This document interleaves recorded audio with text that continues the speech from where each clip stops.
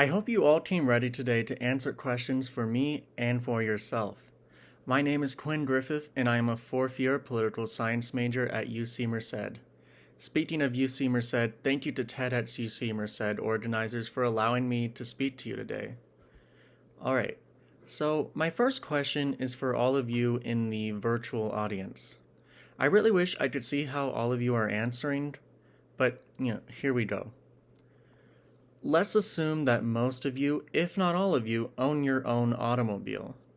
Statistically speaking, approximately 8 out of 10 of you own a car. Some of you may own even more than one. In 2015, the average American household owned 1.8 cars.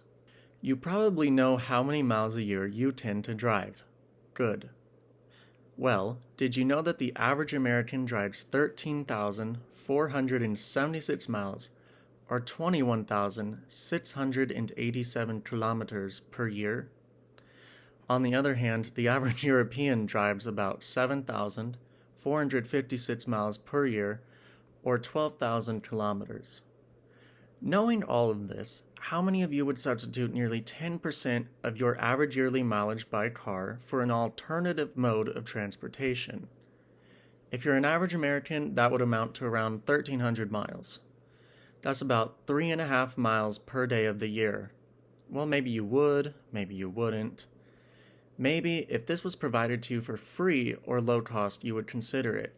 Last question. Would you substitute 10% of your yearly miles by car for a free or low-cost electric bicycle, not to mention a tax credit for every year you manage to take 10% of your trips by e-bike? In Sweden, for example, the city of Gothenburg has offered free bikes to its citizens for 6 months who promise to get out of the car at least 3 times a week. When the 6 months is over, the city offers to sell the bike to the citizens at a discounted price. To me, they both sound like a sweet deal, e-bike or bike. I've always wanted an e-bike, but I've never been able to afford it. Let's face it, e-biking is expensive. A good e-bike starts at around $1,000 to $2,000, and a high-quality luxury one starts at around $5,000. But what if we could change that reality we all face? Every year, the transportation sector accounts for 28% of U.S. greenhouse gas emissions, and the typical passenger vehicle emits about 4.6 metric tons of carbon dioxide per year. Imagine how many tons of carbon dioxide our atmosphere is choking on each year.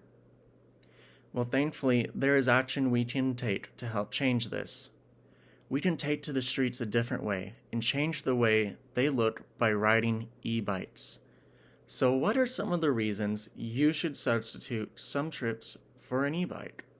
Number 1, your health. They are not cheating, and they still count as exercise in a way you wouldn't expect. When I lived in Berlin, I frequently hailed e-bike sharing programs and rode across the city. Being a cold city, I still rode in the winter a lot, and I could still break a sweat if I pedaled hard enough and had a need for speed. A recent study published by the Transportation Research Interdisciplinary Perspectives Journal found that electric bike riders ended up slightly edging out pedal bike cyclists in terms of total exercise each week. The study notes that the health benefits of using e-bikes, especially when replacing car trips, should be factored in when considering subsidizing e-biking. Along with the physical health benefits, we all know that spending more time outdoors is good for our mental, physical, and emotional well-being. So even if you don't use a pedal assist bike, you can still reap many of the health benefits of e-biking.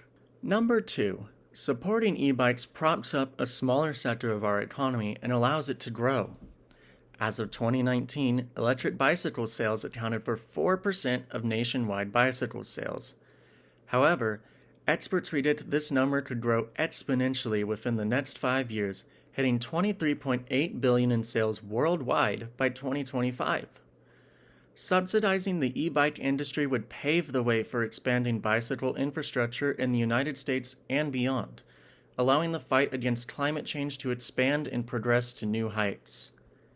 In addition, new demand for e-bikes and bicycle infrastructure would create thousands of jobs.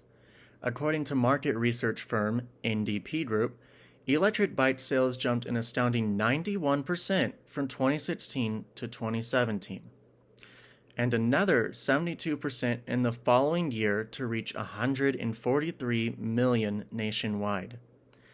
Not only this, but businesses across the country in big cities such as Domino's and several US cities have expanded their pool of potential applicants by providing transportation to their hires with e-bikes, cutting down delivery times and giving economic opportunities to those who couldn't afford a car.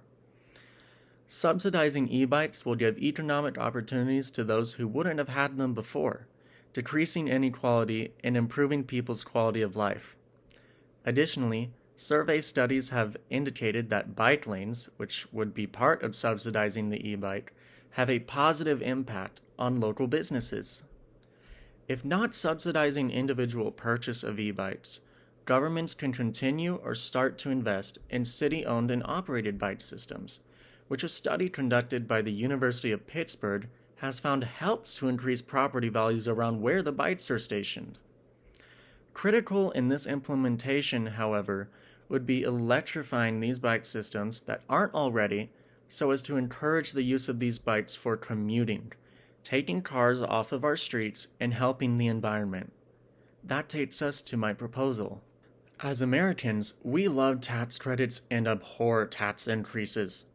Imagine you've received your government-subsidized e-bike, but you wonder how you can receive your tax benefit after replacing 10% of your trips by car with your e-bike. Well, we all have odometers in our cars, so why not add them to e-bikes? The simple process of adding this odometer would create more jobs in the private and public sector, as oversight would be needed. As taxes vary by state, region, and country, the specifics of this tax benefit would need to be sorted out by locality. But I believe it could be one of the e-bike incentives of the future to get people out of their cars and onto e-bikes. So, are you convinced? If not, let me give you 2 more reasons we should subsidize e-bikes. A third reason for us to support and subsidize e-bikes is for our environment and climate change. E-bikes are more sustainable than cars because they don't burn fuel and take less resources to manufacture and power. According to a study conducted by the European Cyclist Federation, e-bikes produce just 2.5 to 5 grams of carbon dioxide per mile compared to an astounding 150 grams per mile for an electric car. Not only that, but according to National Geographic, motor vehicles produce more than 30% of carbon dioxide, 80% of carbon monoxide, and 50% of nitrous oxide emissions every year in the US. That essentially means if every American living within 5 miles of their work were to commute by e-bike at least once a week, it would be the equivalent of taking 1 million cars off of American roads. Additionally, bicycles, not just e-bikes, help to declog cities and make them more livable. Number 4. You waste countless hours of your life each year stuck in traffic and how it affects your health.